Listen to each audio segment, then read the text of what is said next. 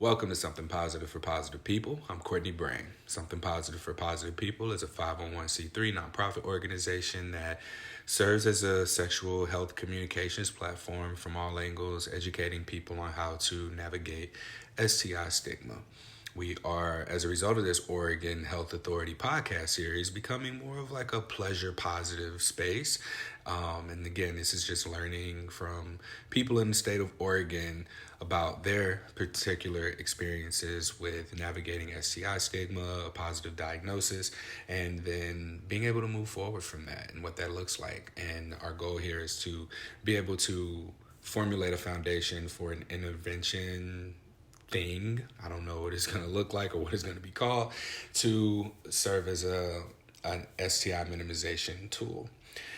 This episode, we have Elle with us, who is 27 years old, uses she, her pronouns, and was diagnosed with HSV1.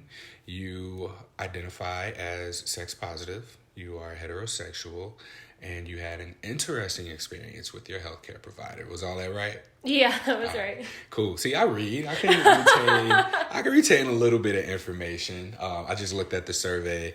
I'm giving people a survey to take for this so that we can collect the information as a way of presenting this to the Oregon Health Authority and let them know that I'm doing what I said I was going to be doing. So I very much appreciate you being here. I need 3 more people.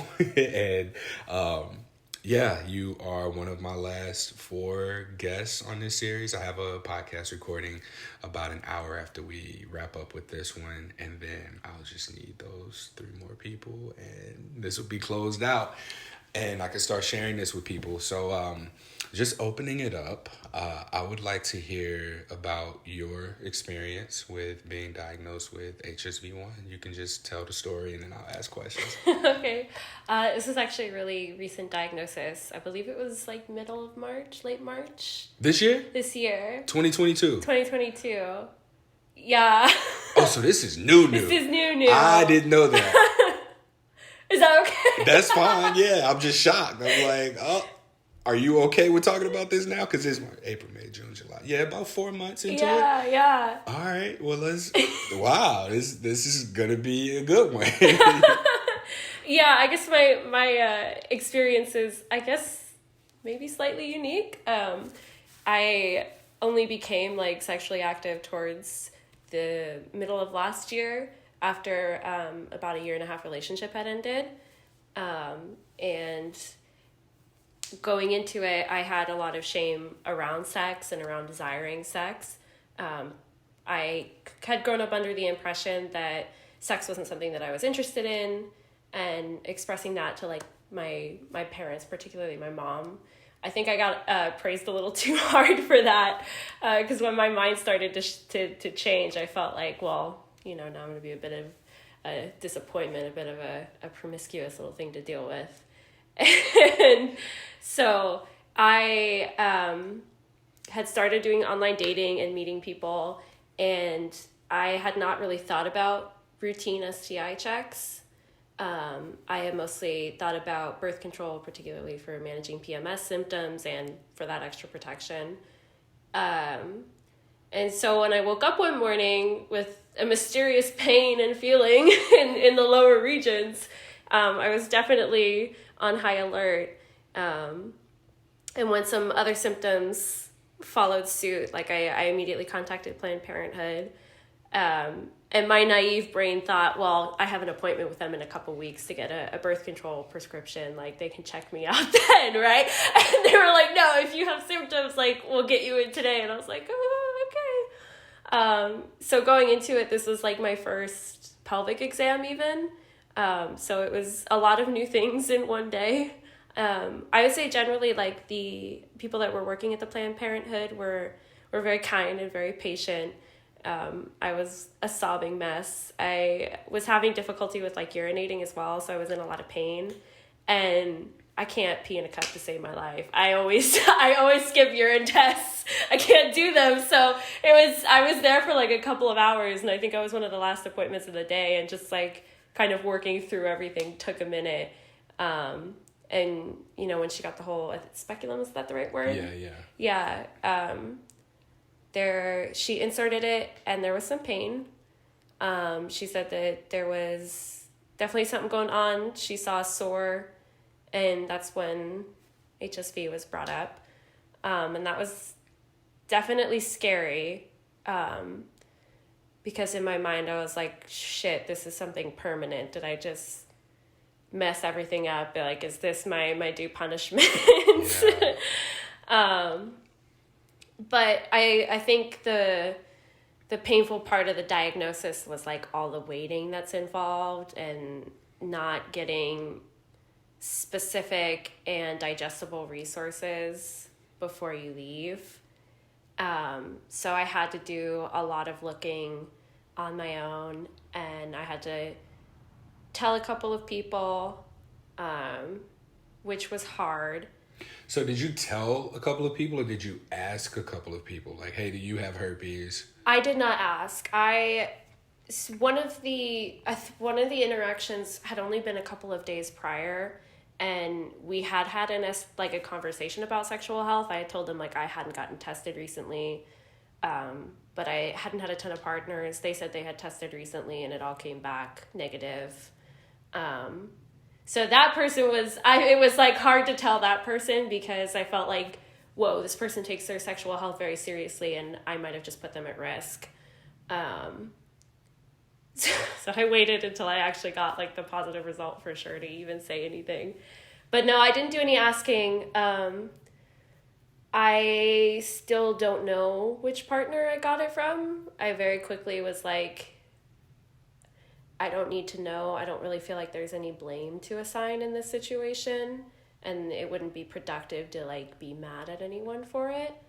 I think so. The focus for me was just understanding what it means to have HSV-1 so that I know what to do to keep myself and other people all good. Mm-hmm. Yeah. When you received your diagnosis of HSV-1, was there any particular wording that stood out? Like, did they explain to you that this could have been caused by someone having cold sores? Like, how was it explained to you when you received your diagnosis? So when I actually received the diagnosis, I saw like the test result on an online portal first, and it took them a couple of days to call me afterwards. And that was just a very plain like, hey, this came back positive. Within the portal, we're going to email you like a resource with some information. Prior to that, the doctor at Planned Parenthood had spoken a little bit about how HSV-1 can be given from oral to genital, or genital or oral. And that was a big shock. Like, I feel like one of my biggest takeaways is that calling HSV-1 oral and HSV-2 genital is very misleading. And it's one of like those, I developed a bit of a gripe. Yeah, and that's something that a lot of people face, is that a visual diagnosis pre-testing, a lot of doctors have it in their mind that HSV-2 is always genital and HSV-1 is always oral. Mm-hmm. So looking at a genital diagnosis, they go, oh, genital herpes HSV-2. Mm-hmm. And so it's good that you were able to get tested and hear that this is type 1, even though where I'm at in my own journey now, what I'm finding is that it's more useful to just say genital herpes, oral herpes. Like, what does it matter if each of the viruses are still herpes, and how people are going to receive that information? Yeah. If you say, yeah, I got the kind of herpes you get from someone going down on you, versus I got the kind of herpes that you get from having sex with someone, I don't know that the reaction's going to be the same. Yeah. I think people's minds are going to go, oh, you can get it down there, if they're unaware about oral herpes transmitting to people's genitals. And then on the other hand, it's like, oh, you should be more careful with who you have sex with, or something like that. And that's kind of where I'm feeling like this divisive language of HSV-1 orally, HSV-1 genitally, HSV-2 orally, HSV-2 genitally is it's messing us up. Mm-hmm. Because yeah, people can have HSV-2 orally. I haven't at least heard of it, or heard from anyone who's like, I have oral HSV-2. And if you're someone who's listening to this, like, I would like to hear from you too, because I'm genuinely curious about the difference of experiences in that case. But as far as the resources that you were given, what did you get? Like, they sent you some information through the portal? Yeah, I think it was a link to a PDF, if I'm not mistaken, and it was really long and it was really dense. It's not like something you're going to send to a partner for them to, like, you know, sit down and read. Like, it was pretty chunky. I felt like in the week that I was waiting, a week or so, or a few days I was waiting for the test results, it had to be a lot of, like, self-initiated research to, like, find resources myself. Naturally, the first thing I saw was Ella Dawson's TED Talk, and then I think I came upon your page from there too, and I don't know, I feel like the knowledge is comforting, so why isn't there more of an initiative to educate? That's my question. And that's a really good question, because I'm finding that there is discomfort within the medical community around talking to patients about sex. So if I have to talk to you about sexually transmitted infections, it's like, okay, you have this, here's the treatment for it, go on, be on your merry way. However, there is also the component of prevention. Like, a healthcare provider interacting with someone who tests positive is oftentimes the first touch point of STD prevention, because how that person leaves is going to determine what happens next with what they do with the information that they have, how they navigate relationships moving forward. There's a lot of components to it. If our healthcare providers can begin to not exclusively lock into looking at sex and sexuality as intercourse, and begin to separate sex from that, and then see sex on the spectrum of masturbating, of oral sex, of anal sex, of just foreplay, mutual masturbation, kink, BDSM, and what goes into that, I think that we're able to more so speak to people's risk factors, as well as like what they can do in order to be and keep their partners as safe as they can be from STIs, and talking about different ways to use barriers, and not just when people have symptoms and come in for testing, but also if people are just coming in for routine testing. Like, I should be able to comfortably talk about ways to keep myself and my partners safe from or in any sort of sexual interaction that I'm having with other partners. Yeah. And doctors just aren't necessarily well practiced there. Maybe it's because of the kinds of patients that they see on a regular basis. It could be poor education. And that's one of the things that this project is going to work towards, is generally seeing what you need as Oregon people who have tested positive for an STI.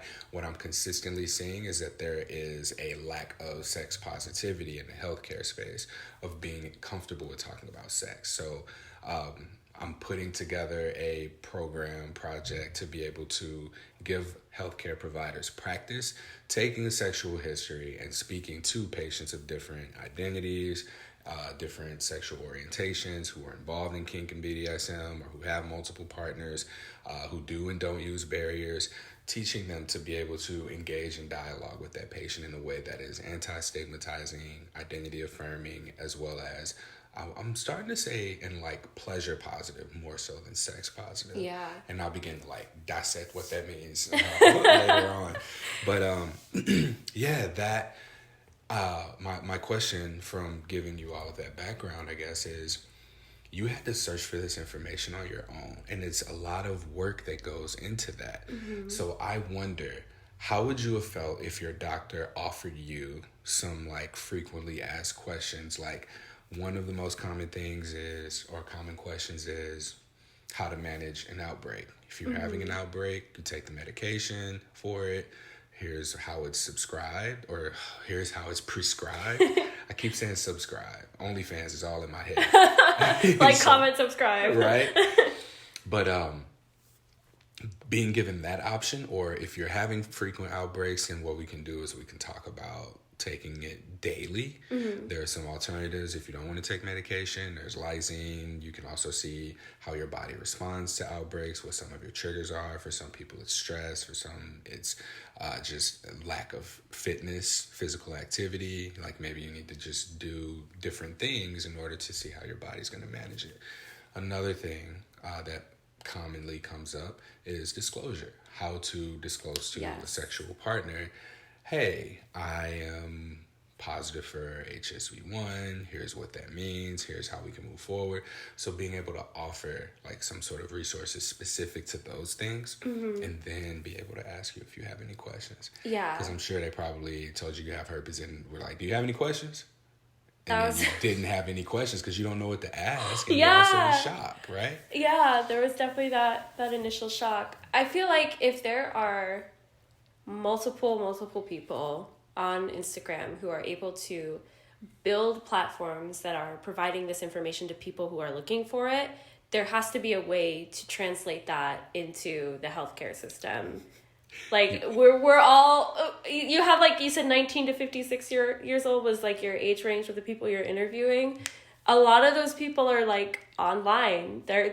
I don't understand why there couldn't be some sort of digital resource that's built that, because you take home a packet of paper with a bunch of words on it and you're not going to read it.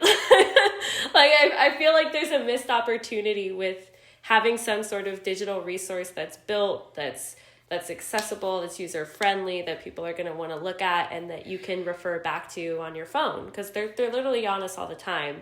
And especially something shareable, like with posts on Instagram, it's a missed opportunity. Well, here's what I've run into. I'm not a credible resource to urgent care facilities, doctors' offices. I've asked about this and they're like, oh, we don't share information that's like not credible, or we don't do it's spammy or self-promoting. And really what it takes is for like the general public to demand this shit. Yeah. Like unfortunately the general public has to be like, hey, y'all are doing a disservice. You're missing out. Like what you just said, if we can get more of that, not to say that every influencer is right in what they share, but like if there were partnership, like I am a community-based organization as being a nonprofit and going into this space. Like I take this very seriously. I think that I operate in a very professional manner. So as an organization, I'm more likely to be heard. However, if I were to just have a TikTok with 100,000 followers, not so much. Like I can't even get in touch with the CDC. I have been speaking to or about the CDC and tagging them in things and saying, hey, we need to do this better. Like I'm calling them in, I'm reaching out to people. I done message people who work at the CDC on LinkedIn, nothing.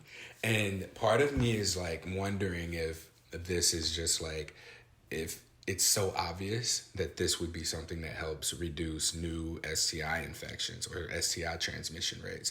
Year over year, we see STI rates are on the rise. We need to do something about this. Let's throw money at it. And money's thrown at it, and yet STIs keep going up. Yeah. Here I am. I've been interviewing people and talking to them for the last 5 years, and what I'm learning is that this is where we need to go. We need to be empowering the people who have lived experiences with STIs, give them a voice, give them a platform, see what there is to learn from our experiences, and then combine that, integrate it into an intervention. And what we're learning is that the CDC prevention efforts are non-inclusive, non-applicable to some groups of people.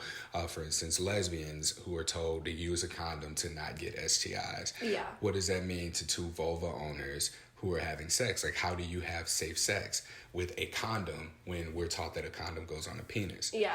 With people who are non-monogamous and are communicating and being tested frequently and never get STIs, we're completely devaluing their experience and prioritizing someone who's serial monogamous, who goes from relationship to relationship. Like, your next relationship is a swipe away. Yeah. Right? You can swipe yourself into your next sexual encounter. And these are the people who are being praised as more clean or less risky. And there's no components to, there's no emphasis on the communication piece. You can have sex without using barriers and not get an STI, but that requires testing on your status, communicating, and being informed. And so these are all just things that are happening that there's no acknowledgement of. Dr. Evelyn Dacker, who I'll probably reference in most of these episodes, what she says is that this came up in the conversation that we live in a sex negative society. And I've gone on a little bit further and say we live in a sex avoidant society. We avoid talking about sex, and in that avoidance, what happens is a lot of assuming occurs. Yes. So we're assuming that people are being tested. We're assuming that if someone has an STI that they won't want to have sex, or we can use a condom and we'll be fine. We're assuming that if a condom breaks or slips off, like, oh, I'm almost done, let me get this over with. And we're not talking about what happens in these instances. And unfortunately, with the overturning of Roe versus Wade and now abortion being banned in certain states, like, I think that this further emphasizes more of an importance to the conversation about what to do when things go wrong, or if a condom does break, if someone gets pregnant, like, what are things that we need to be aware of to manage this, right? So much of our society's sex avoidance is really damaging us, because, like, what I'm doing, it seems to be a simple solution in the podcast episodes of we need to empower people with the ability to communicate. We need to listen to us so that we can decrease the risk of STIs. And if that happens, then people get sick less, and we know that America runs off of people being sick. Yeah. And all of those people who get grant money, who get funding to fight STIs or whatever it is that they do, like, they stop getting that money when the STI rates go down. And then something needs to evolve or change so that these people can keep their job. Yeah. Like, what I'm doing, I am actively trying to put myself out of a job. And when that happens, I know I'm going to be fine. I'm going to just move on to the next thing, whatever that may be. But for people who've made a career out of this, like HIV prevention, I'm sure there's a way that they can cure HIV, but there's so much more money in treatment. And now that people aren't dying, and you can just say, oh, well, let's sell this pill for people who have it to not pass it on to others. And, oh, let's sell this other pill for people who don't have it to not contract it. And I'm very thankful for these medications. I'm glad that they exist.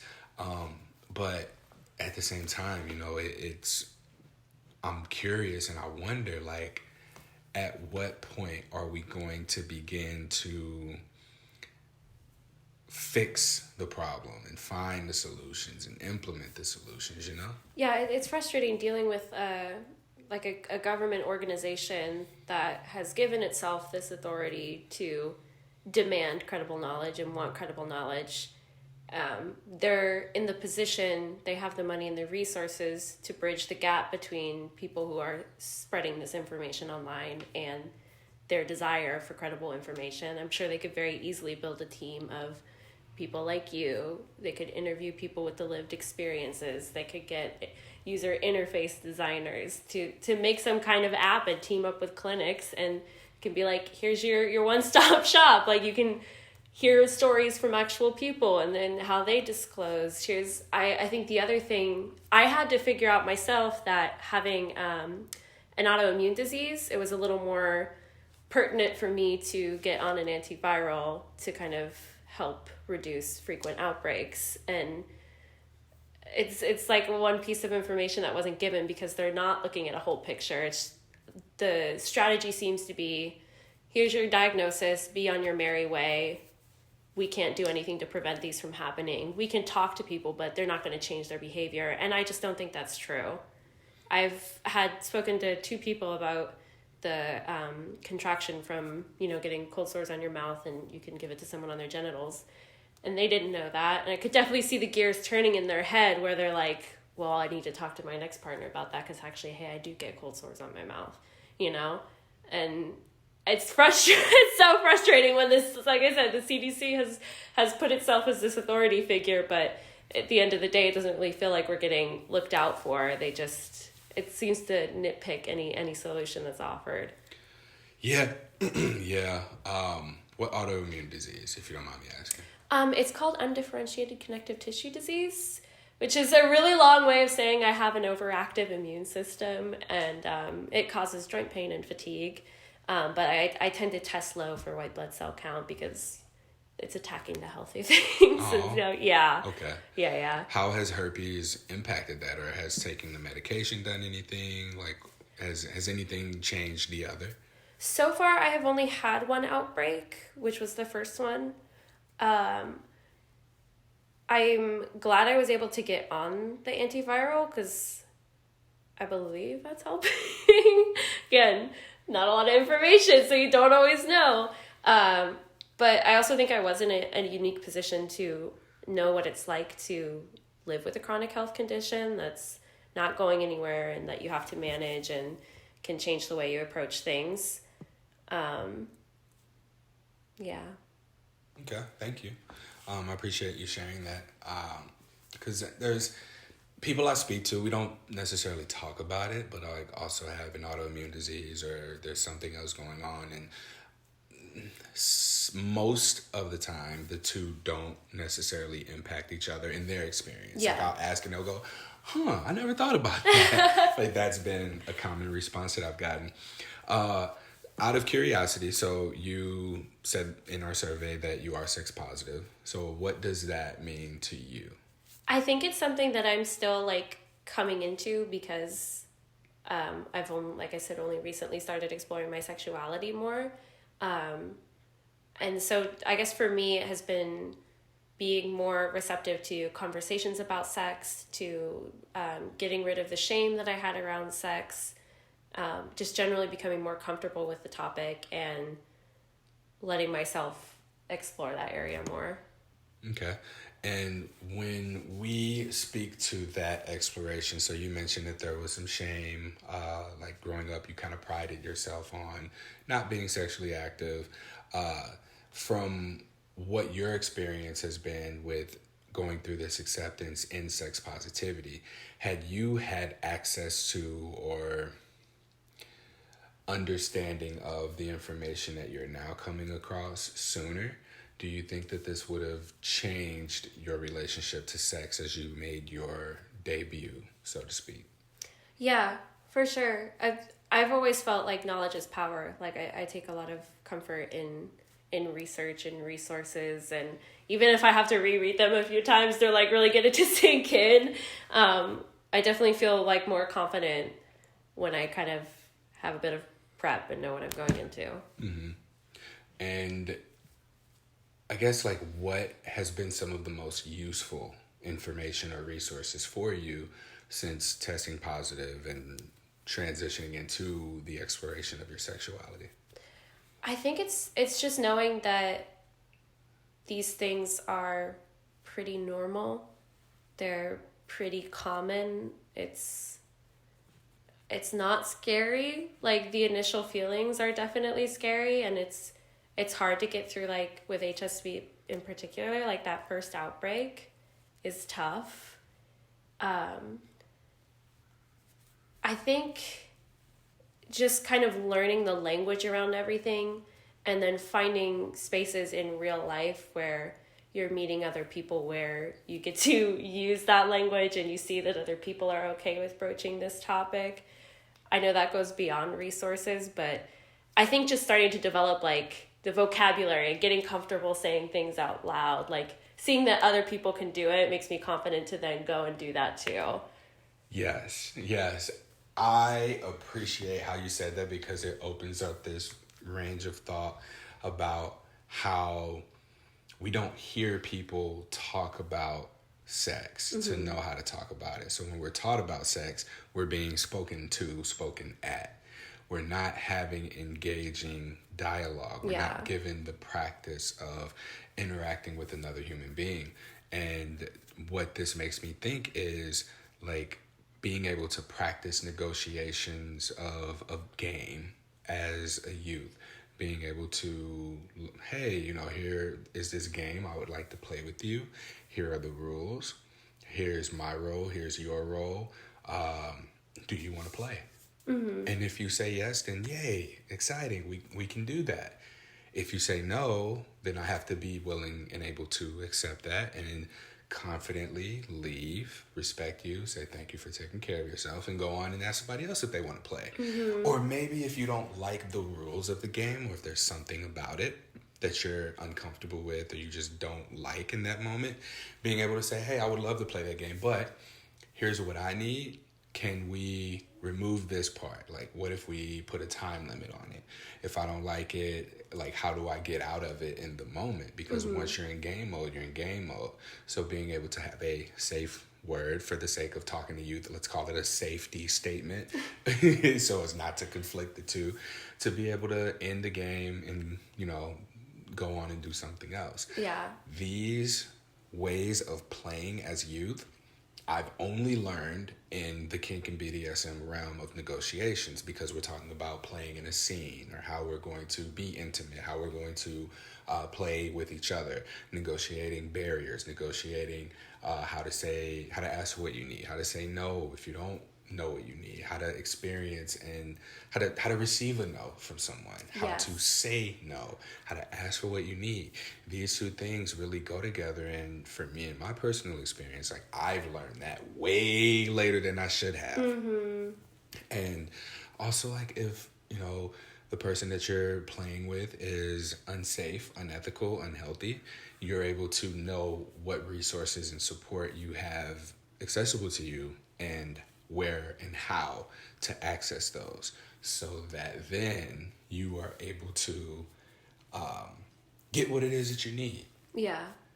So all of that long-windedness to say, like, hearing what you said, I think that it might be more useful, rather than you having had a pamphlet, but like some way of even connecting with these influencers on social media and seeing how they practice, or even being invited to like a workshop or a practice disclosure or conversations about herpes. Like, what do you think of that? I think that would be great. I especially the thing that I really wanted, and I'm sure COVID had a role in maybe like killing this out a bit, was like some form of a support group or a one-off workshop or something where you can see the people in front of you and it's like, okay, we're all here. We all have this common experience. Like, I would have loved to hear from people who have had it for longer than me, you know, how to disclose and what their experience was. I feel like to maybe circle back a little bit, I guess. Yeah, we can. Like the subject of, like the idea of sex avoidance, I feel like it only breeds two things. You're going to get people that are so deeply shameful, like I was, that they're afraid to say no, like I was in certain situations, because you don't want to cause any conflict. Or you're going to get people that are like so prideful because, well, I do this thing even though it's like naughty, and they're not going to be able to take the no. So I think like having some kind of like in-person option would be really cool too, to like hear somebody else say it out loud, be able to like repeat it back in a safe space where there's nothing's actually going on, but just to like actually practice saying something out loud, I think would have been helpful. What I'm finding in my experience is being in sex positive spaces and being in places where consent, communication are emphasized. Like I've gone to a sex club here in Portland, and I've gone on like a game night. And at this game night, there have been, there's games that you can play that say, do this, don't do this, or not don't do this, that say do this thing. And it's more of like an offering. The way that we played, there was a group of us, and one of the things that you pull was like, okay, you can either ask for do this or that, and then everyone's like super consent abiding, like, hey, all right, this says everyone touch this person.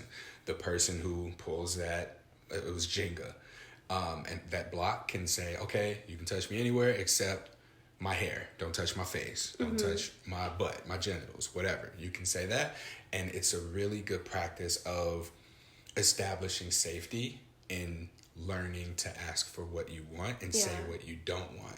So the opportunity of something like that, like how, I'm not asking you this, but how do we put ourselves in positions and spaces to where it's safe to ask for what we want and need around other people who are asking for what they want and need? Yeah.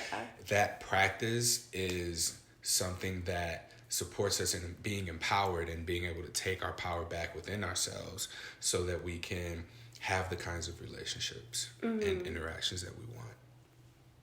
I feel like I'm more into monogamy, but what I have learned over the past few months is like BDSM and ethical non-monogamy, all of that, there's so much respect and there's so much groundwork to like establish what's okay and what's not okay. I think we could all learn a lot from that. And I don't know why there's like any shame around either of those things, because more often than not, like those people have so much respect and they, I don't know. We could learn a lot. Yeah. I appreciate you saying that as well, because in our relationship structures, like a lot of the similarities are really just, a lot of the similarities is not what I meant to say.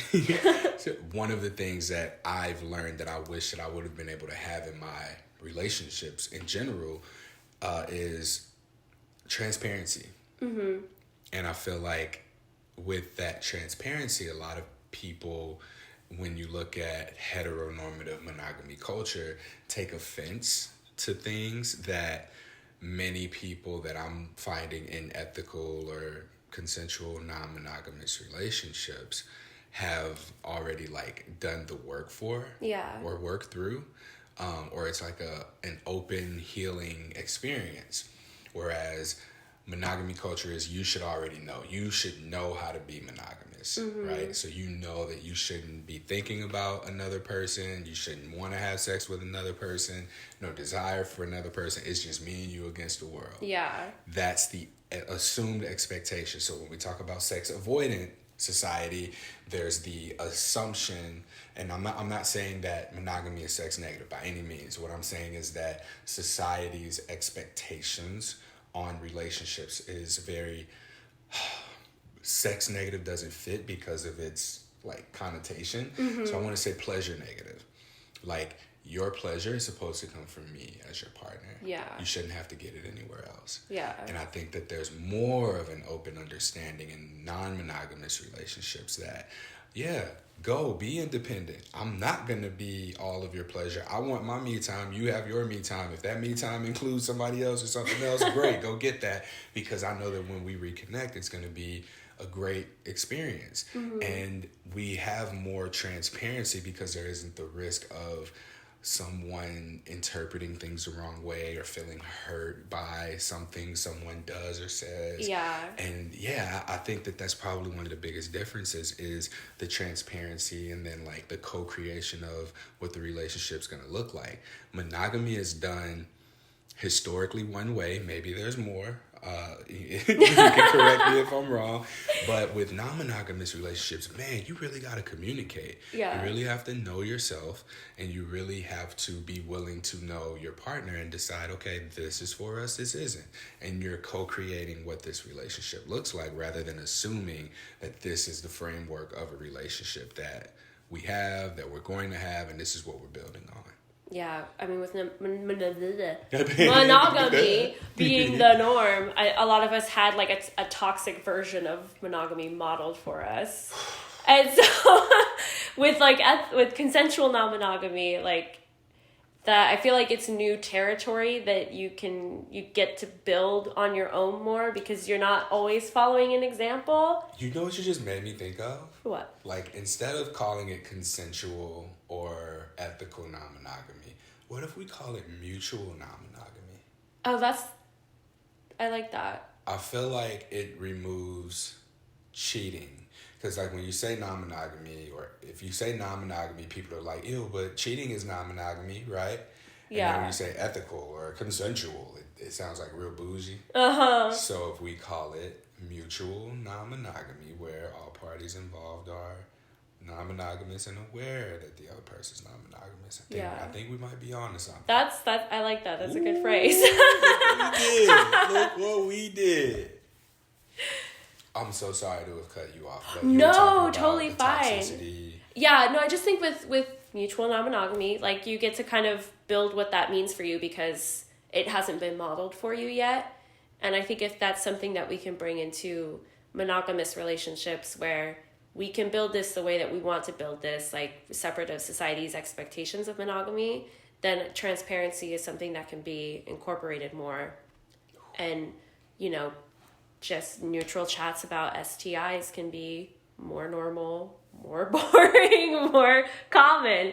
I've definitely been trying to practice transparency with the people in my life who are not my sexual partners, so like friends and stuff. And I think that's starting to like help build confidence more. I had a friend that has HPV, and he had run into a lot of the same issues where it's like you ask for information and they're like, well, this information's not going to change what's going on. And I didn't get vaccinated. I think it was like 11 or 12 when the vaccine started coming out. So I didn't get vaccinated, and they don't recommend it over, I believe, 26 or 27 because they're like, well, you've already been exposed to it. But that's assuming that someone has been sexually active for a very long time. And it's like, just give me the shot, doc. So having that bridge, like that common experience, like that comes from transparency. And I was with a group of friends, and we were having a discussion over this like little card game that we were playing. It was called Damn Right or Hell No. And the subject was elderly people having sex in nursing homes. And we were all like, yeah. And one girl was like, I think like nursing homes, there's like quite a high rates of STIs in there. Or she had said STDs. And I had just casually slipped in like, I think a lot of people are leaning more towards STIs. And this girl, or someone asked like, what's the difference? The girl next to me said, one's politically correct. And I got so disappointed. But she was not aware that I have HSV1. And I felt myself getting like a little bit upset. And I was like, this is me assuming that she doesn't want to change her mind about this. Mm-hmm. So I pulled her aside, and we had a one-on-one where I talked to her about my experience and kind of what I was feeling in that moment. Separate of, you know, calling one thing right and one thing wrong, but just focusing on the transparency aspect. And we had a really good, healthy conversation, and she was willing to like open her mind. Yeah, so I think that infection is like we can have an infection and not know it. Mm-hmm. When we have a disease, we know we have a disease. Yeah. Right? So infections tend to not show symptoms if you ever find yourself in that conversation again. Mm-hmm. Your friends sound fun. I want to hang out with y'all. They're great. And it's weird because they're all from Florida, which is what I'm not. That's not a great state. Wow.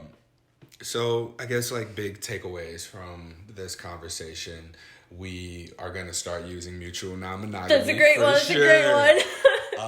And like being able to bring that into our relationships and co-create monogamous relationships, because we can still talk about what a monogamous relationship looks like. I feel like there should still be some negotiating what that is. Like, there's just the assumption, like, we all know what that looks like, but do we? When we've had like we've all had different versions modeled. Yes. Because, like, there's also emotional cheating, and then there's, like, I don't want you hanging out with the opposite sex. Mm-hmm.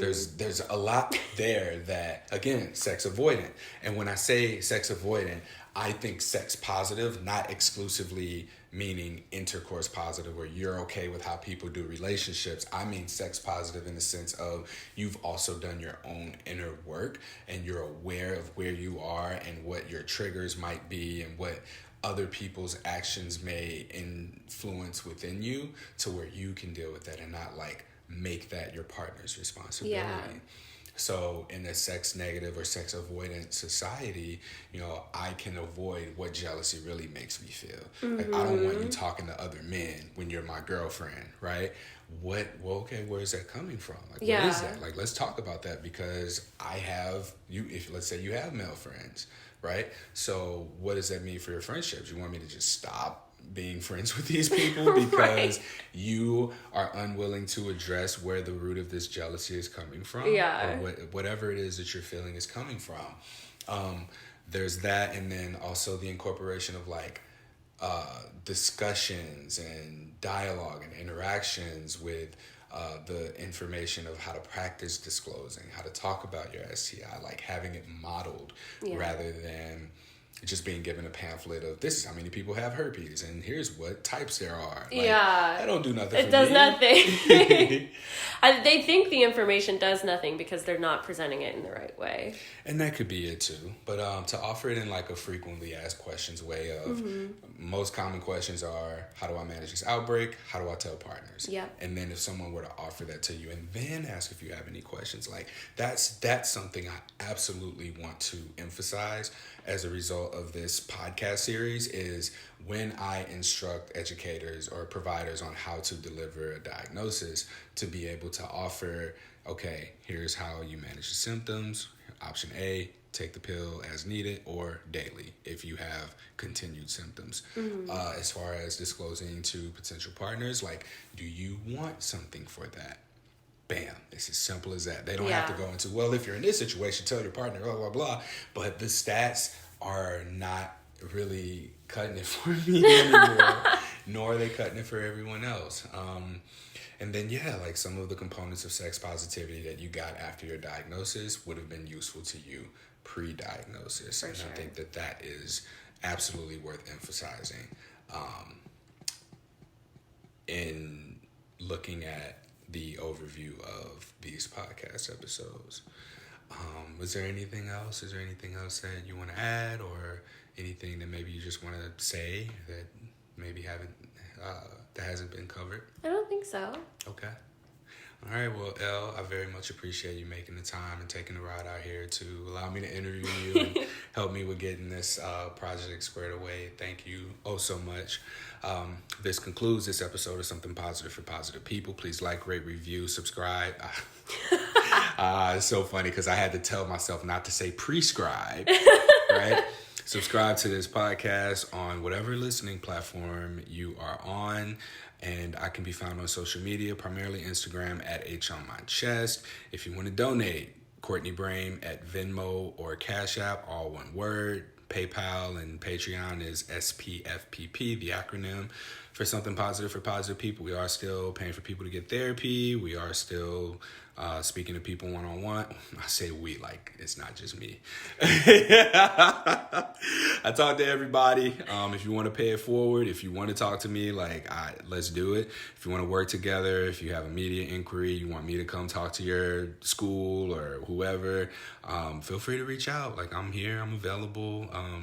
I work as an educator, so I'm learning how to educate beyond just talking about my personal experience and speaking from a coaching perspective. But if you need that, I'm here too. Hey, but till next time, stay pleasure positive. Ooh. And mutually non-monogamous. All right, peace.